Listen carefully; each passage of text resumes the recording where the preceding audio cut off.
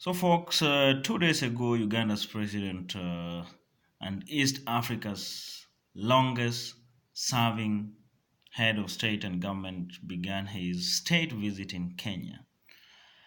And of course, those individuals who are interested in geopolitical issues, geoeconomic issues, were keen on the nature of the bilateral agreements that were going to be sealed between the Kenyan government on one hand and the Ugandan government on the other side of the spectrum.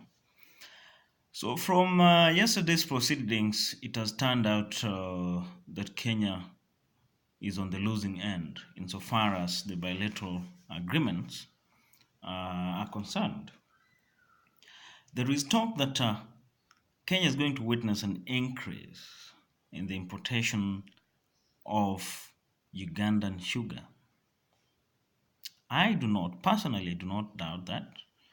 Then, secondly, that Kenya is going to witness an increase in the importation of, poultry products. That is chicken and the eggs, very basic things. And of course, there's this contentious issue that Ugandan government is going to be given land.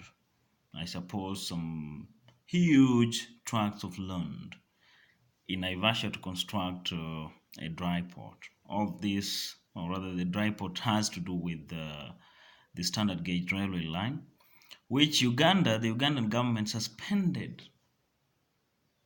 anything to do with the SGR towards the end of last year and instead focus on improving the meter gauge railway line. So back to the expected increase in the importation of these food commodities from Uganda. Look at this. Most people would want to argue out that you see, when you have increased importation in terms of the products, it's all about the forces of demand and supply, or the aspect of comparative advantage, competitive advantage. That is hogwash. It is nonsensical. The market, the so-called market forces, the demand and supply, those are just more of economic constructs, and they're utopic in nature. But the behavior of any market within an economy is largely determined by either the government or number two, determined by those kind of monopolistic, cartel-like entities. So in this case, between the importation of sugar, from Uganda and chicken products, what does it mean in essence? One, this government has nothing to offer to the common person. The poultry farmers are going to definitely suffer. Number two, the sugar farmers, ostensibly, who the majority of whom come from the western region, covering the former Nyanza province and the former western province, are going to suffer from the increased importation of sugar. I've always been asking or putting forth this particular question. Is this Jubilee administration really interested in improving the lives of the sugarcane farmers? Nothing. So right now, the poultry farmers are going to face the same or to experience the same predicament that the sugar farmers have been facing.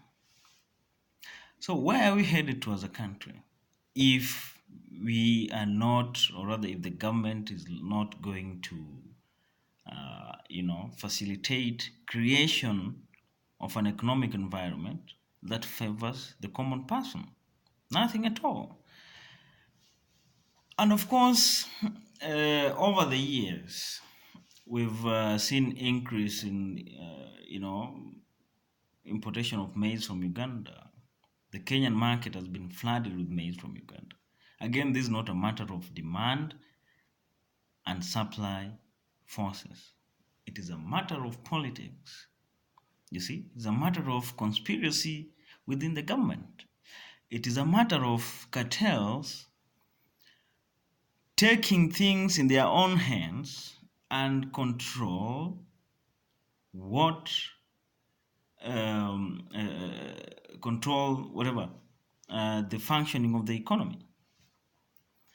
And this is a very classic example, is a classic case of the tail wagging the dog, the cartels trying to muzzle everybody, trying to ensure that the benefits from this particular dealings, whether it's in terms of the maize, the trade in maize, sugar, chicken, they all go to the pockets of very few individuals, not the masses. You see, not the common man, the people who occupy the largest proportion, you see, of the social and economic structure of the country. And then we are also seeing at the moment that most of the fellows who actually voted for this Jubilee administration, they are everywhere shouting, howling, how this government is not endeared towards, um, uh, uh, uh, uh, making the lives of the common folks better off. Let's be honest with each other for once. You cannot criticize that which you helped put in place. Hmm?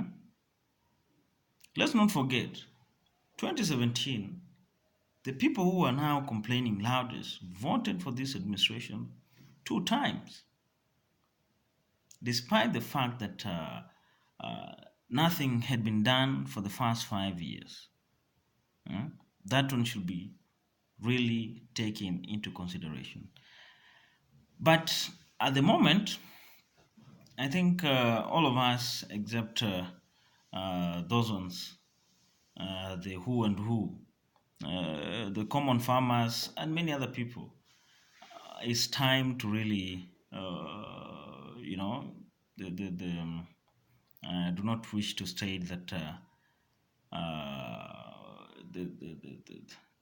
the I mean, to proclaim the doomsday scenario, but I feel that the Damocles sword that has been hanging over our heads is now finally going to chop us off. So, with regards to that, then I think we are doomed as a country if at all we are not going to look into the welfare uh, of people who occupy the lower ranks of the social and economic ladder.